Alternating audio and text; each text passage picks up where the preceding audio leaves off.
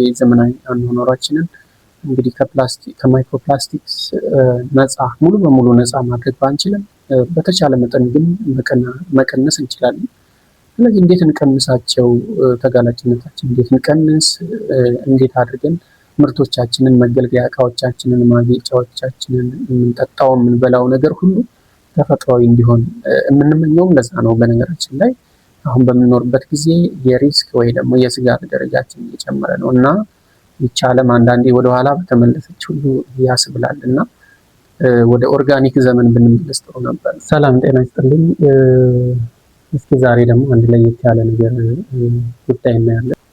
ዝቅተኛ ምን ከፍተኛ ገቢ ያላቸው ሰዎች ቤታችሁን እዩትና ምን አይነት እቃዎች እንዳሉ እንዲህ ዝም ብላችሁ መታዘብ ትችላላችሁ።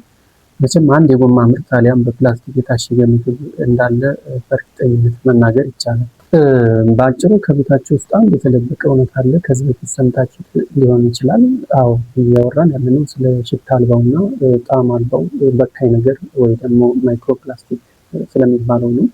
በጤናችን ላይ ከፍተኛ ተጽዕኖ የሚያሳድረው የማይክሮፕላስቲክ በካይ ነገር እስኪ ምን እንደሆነ በደንብ እናየዋለን። ቪዲዮ ውስጥ በቤታችን ውስጥ በአየር በምግባችንና በምንጠጣቸው ነገሮች ውስጥ ሁሉ ተደብቀው የሚገኙ የጤና ስጋቶች አሉና ለመሆኑ ማይክሮፕላስቲኮች ምንድን ናቸው? ማይክሮፕላስቲክስ ከ5 ሚሊሜትር በታች የሆኑ ቁርጥራጮች ናቸው። ብዙውን ጊዜ በአይን የማይታዩና የማይሸቱ ናቸው። በየዕለት ከዕለት ከማዕዳችንና ከመጠጣችን እንዲሁም ከአልባሳት እስከ መገልገያና ማጌጫ እቃዎች ድረስ በማይክሮፕላስቲክ የተጥለቀለቀ ነው። በቅርቡ የተሰሩ ጥናቶች እንደሚያመለክቱም እንዲሁ የጤና ጠንቆች እንደሚያስከትሉና የተለያዩ በሽታዎች እንደሚያመጡ የተለያዩ ጥናቶች ያመለክታሉ። እስኪ እነሱን እናያለን። ማይክሮፕላስቲኮችን የት ነው የምናገኛቸው? የዕለት ተዕለት ተጋላጭነታችንስ ምን ይመስላል የሚለውን ነገር ስናይ ትላልቅ ፕላስቲኮች ወይም ጠርሙሶች፣ ሻንጣዎች፣ ማሸጊያዎች ውስጥ ይገኛሉ። እንዲሁም ሰው ሰራሽ የልብስ ፋይበር፣ ፖሊስተር እና ፖሊመር የተባሉ ልብሶች ላይ፣ ኮስሞቲክስ ላይ፣ አልባሳት ውስጥ ከአቧራ እና ከጨርቃጨርቅ ጋር ተደባልቀው ይገኛሉ። እንዲሁም የኢንዱስትሪ የፕላስቲክ እንክብሎች እንዲሁም በባህር ምግብ ለምሳሌ አሳዎች በቧንቧ እና በታሸጉ ምግቦች ላይ ይገኛሉ። በቤት ውስጥ ማረፊያቸው የተለመዱ የቤት እቃዎችን እንዲሁ ያጠቃልላል። እንግዲህ ማይክሮ ፕላስቲክስ የሚባሉትን ንጥረ ነገሮች እንዲሁ ካገኘናቸው እንዲሁ ዋና ዋና የመግቢያ መንገዶችስ ምን ይመስላሉ የሚለውን ነገር ስናይ በምግብና በመጠጥ ይገባሉ። ይህ ዋነኛው የመግቢያ መንገዳቸው ነው። የታሸጉ ምግቦችን በፌስታል ወይም በፕላስቲክ የታሸጉ ምግቦች በተለይ ደግሞ ትኩስ ሲሆኑ ፕላስቲኩን አሟልተው ወደ ምግብ ያስገባሉ እና ከምግብ ጋር ይጣበቁና የመቅለጥ ባህሪ ይኖራቸዋል። ስለሆነም በምግብ መልኩ ወደ ሰውነታችን ይገባሉ ማለት ነው እና በምግብና በመጠጥ የሚገቡበት መንገድ ዋነኛው ነው። ያው እንዳልኳቸው የታሸገ ውሃ በፕላስቲክ ጠርሙስ የታሸጉ ውሃዎችን ከፍተኛ መጠን ያላቸው ማይክሮፕላስቲክ እንደሚይዙ እንዲሁ ጥናቶች ያመለክታሉ። ሌላው የባህር ምግቦችን ነው። አሳዎች በባህር ውስጥ ያለው ፕላስቲክ ስለሚመገቡ እኛ ደግሞ እነሱን ስንበላ አሁንም በቀጥታ ወደ ሰውነታችን ይገባሉ ማለት ነው። ሁለተኛው በመተንፈሻ አካላት ወይ ደግሞ ኢንሄሌሽን ነው። አየር ላይ የሚበሩ ጥቃቅን የፕላስቲክ ቃጫዎች ወይ ደግሞ ፋይበርስ ወደ ሳንባችን ይገባሉ። ሌላው ደግሞ ሰው ሰራሽ ጨርቆች ነው። ከፖሊስተር እና ከናይለን የተሰሩ ልብሶች፣ ምንጣፎች እና መጋረጃዎች ጥቃቅን ቃጫዎችን ወደ አየር ይለቃሉ ወይም ይበናሉ ማለት ነው። ስለዚህ ሁለተኛው የመግቢያ መንገዱ ኢንሄሌሽን ወይ ደግሞ በመተንፈስ ይገባል ማለት ነው። ሌላኛው በቆዳ አማካኝነት ነው። ደርማል አብዞርፕሽን ይባላል። ምንም እንኳን መንገድ ከሌሎች አነስተኛ ቢሆንም በጣም ጥቃቅን የሆኑ ናኖ ፕላስቲክስ በቆዳ ቀዳዳዎች ውስጥ ሊገቡ ይችላሉ። ሌላው የመዋቢያ ቅባቶች፣ አንዳንድ የፊት መታጠቢያዎች፣ ፌስ ስክረብ እና ሳሙናዎች ውስጥ ሆን ተብሎ የሚጨምሩ ጥቃቅን የፕላስቲክ ቅንጣቶች አሉ። ያው እነሱ ኮስሞቲክሶችን ለማሳመር ሊሆን ይችላል። ሽታ እንዲኖራቸው ጥሩ ሽታ እንዲኖራቸው ሊሆን ይችላል። እንዲሁም ደግሞ ለተለያየ ዓላማ ለፕሪዘርቫቲቭ ፐርፐዝ ወይም ዓላማ ሊሆን ይችላል። ብቻ በተለያየ መንገድ እንግዲህ ኮስሞቲክሶች ለማሳመርም ይሁን ለማሽተት ተብሎ የሚጨመሩ ሌሎች ጥቃቅን ማይክሮፕላስቲክ ይኖሯቸዋል። ስለዚህ ቆዳችን ቅባቶች ስንቀባ በዛ ምክንያት የማይክሮፕላስቲክ ተጋላጭነት ይኖራል ማለት ነው። ስለዚህ እሱ ነው ደርማል አብዞርፕሽን የሚባለው። አንዴ ወደ ሰውነታችን ከገቡ በኋላ ደግሞ እንዴት ይሰራጫሉ የሚለውን ነገር ስናይ የምግብ መፈጨት ስርዓት ወይ በዳይጀስቲቭ ሲስተም ገብተው አብዛኛው ፕላስቲክ በቆሻሻ መልክ ቢወገድም በጣም ጥቃቅን የሆኑት ግን ጨጓራና የአንጀት ግድግዳዎች ውስጥ በመቅረት ወይ ከምግብ ጋር ተቀላቅለው ወደ ደም ቧንቧዎች በመግባት በቀጭን አንጀት በአብዞርፕሽን መልክ ወደ ተለያዩ የሰውነታችን ክፍሎች እንዲሰራጩ ያደርጋል። ይህንም ደግሞ በተጨማሪ ያው የደም ዝውውር አለ።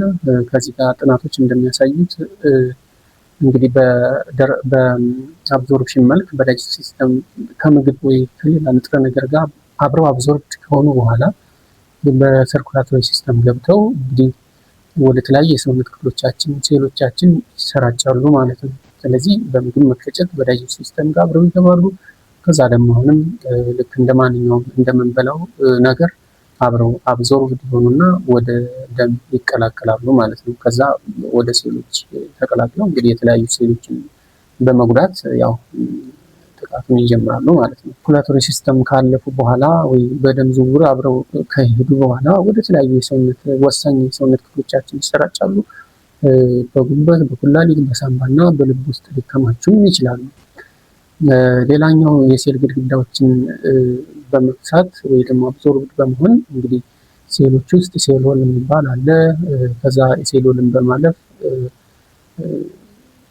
ወደ ውስጥ ይገቡና በጣም ትናንሽ ናኖ ፕላስቲክ አይደሉ እንግዲህ። ስለዚህ በሴል ዎል ወይም ደግሞ በሴል ሜምብሬን አድርገው ወደ ሴሎቻችን ከተዛመቱ በኋላ እንግዲህ የተለያየ ጥቃት ያደርሳሉ ማለት ነው። በሺ ከገቡ በኋላ ምን አይነት የጤና ጉዳት ያመጣሉ የሚለውን ነገር ስናይ ኢንፍላሜሽን ያመጣሉ። የሰውነት ክፍሎች እንዲቆጡና እንዲያወጡ ያደርጋሉ። ሌላኛው ኦክሲዴቲቭ ስትረስ እየተባለ እንትን ያመጣሉ። ሴሎች ራሳቸውን የመከላከል አቅማቸው እንዲዳከም ያደርጋሉ።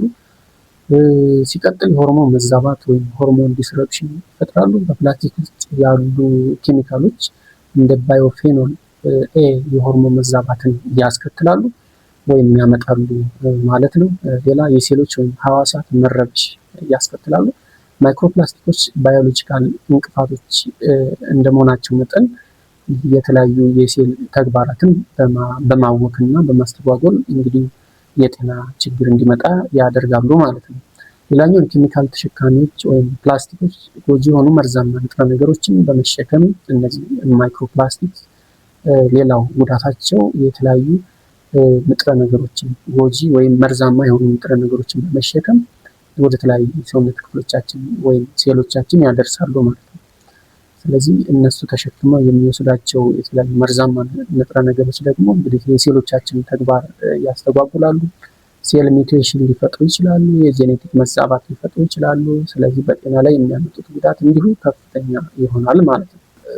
ያም ሆነ ይህ እንግዲህ እንዴት አድርገን ነው የነዚህ የማይክሮፕላስቲክ ተጋላጭነት የምንቀንሰው ቢባል አጠቃቀማችን መቀነስ ነው። እንግዲህ ማይክሮፕላስቲክ የያዙ ቁሳቁሶችን መቀነስ ነው። በዕለት ተዕለት ህይወታችን ውስጥ የፕላስቲክ ፍጆታዎች በጣም ብዙ ናቸው እና እነሱን መቀነስ ነው የመጀመሪያው ሊሆን የሚችለው። ከተደጋጋሚ ጥቅም ላይ ከሚውሉ መጠጫዎች ለምሳሌ ኩባያዎች፣ እንግዲህ በውሃ የምንጠጣበት ጆጎች፣ የምንገለገልባቸው ነገሮች በሙሉ ፕላስቲክ ናቸው እና እነሱ በተቻለ መጠን ከእንጨት እንዲሆኑ እንዲሁም ደግሞ ከተፈጥሮ ከሚገኙ መሳሪያዎች እንዲመረቱ ካልሆነ ደግሞ ሴራሚክስ ቢሆን ብረታ ብረቶች እንዲሁ ቢሆኑልን ወይም ብርጭቆዎች ቢሆኑ የተሻለ ነው ማለት ነው። ስለዚህ የፕላስቲክ እቃዎችን መገልገያ እቃዎችን በተቻለ መጠን መቀነስ ቢቻል ጥሩ ይሆናል። ይህንን ማድረግ ይኖርብናል። እስኪ ከዚህ ጋር በተያያዘ ለምሳሌ ያህል ሸክላዎችም አሉ።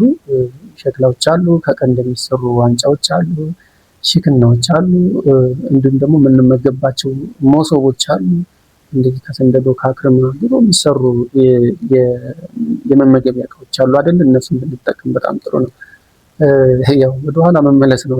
አንዳንድ ጊዜ ወደኋላ መመለስ ይጠበቅብናል የሚሉትም ሳይንቲስቶች ለዚህ ነው ማለት ነው። እና በብዙ ነገሮች በብዙ ሲንቴቲክ በብዙ አርቲፊሻል በሆኑ ነገሮች ስለተከበበ አኗኗራችን ወደ ተፈጥሮ ነገር ብንመለስ የተሻለ የሚሉም አሉ። እና እሱን እንግዲህ ሪስኩ ስለበዛ ነው፣ የጤና ተጋላጭነታችን ስለበዛ ነው ይህ የሚባለው። ሌላው የፕላስቲክ ማሞቂያዎችን ማስወገድ ነው። ሙቀት ፕላስቲክ ለምሳሌ የጎማ ማጥለያዎች፣ የሻይ ማጥለያዎች፣ ተፈጥሮ ፋይበር ልብሶችን መልበስ የተሻለ ይሆናል። ተፈጥሮ ማለት ከጥጥ የተሰሩ ሊሆን ይችላሉ። ሌላ አይነት እነሱን መጠቀም ጠቀሜታ ይኖረዋል ማለት ነው። ሌላ የታሸጉ ምግቦችን መቀነስ ነው። ፕላስቲክ ገዝተን የምናመላለሳቸው ወይም ከገበያ ከገዛም በኋላ እነሱን በፕላስቲክ ይዘን የምንመጣበት ሁኔታ አለ። ስለዚህ እነዚህ ነገሮችን መቀነስ ብንችል የማይክሮፕላስቲክ ተጋላጭነታችንን መቀነስ እንችላለን። ታዋቂው የሕክምና መጽሔት ዘ ላንሴት እንደገለጸው በማይክሮፕላስቲክ አሁን በደማችን፣ በሳንባችን እና በልባችን ውስጥ ሳይቀር እየተገኘ እንደሆነ ይገልጻል በጥናቱ። ላንሴት ማለት የሕክምና መጽሔት ነው፣ በጣም ታዋቂ ነው። እሱም እንዲሁ የተለያዩ ጆርናልስ ሪሰርች ስላወጣና እዚህ ላይ ፖስት አድርጓል። እሱን ማየት ትችላላችሁ። ማጣቀሻዎችን እዚህ ጋር ጽፌላችኋለሁ። ዘ ላንሴት እና ሌሎች የጆርናሎች እነዚህ ጥናቶችን የጻፉ ጆርናሎች ገብታችሁ ማንበብ ትችላላችሁ ዲስክሪፕሽን ቦክስ ላይ። ቪዲዮም ከተመቻችሁ ሰብስክራይብ አድርጉ። እንዲህ ጤናና ጤና ነክ የሆኑ መረጃዎችን ስለምለቅ ለመከታተል የሚመቻችሁ ዘንድ ሰብስክራይብ፣ ላይክ፣ ሼር በማድረግ ቻናሉን እንድትቀላቀሉ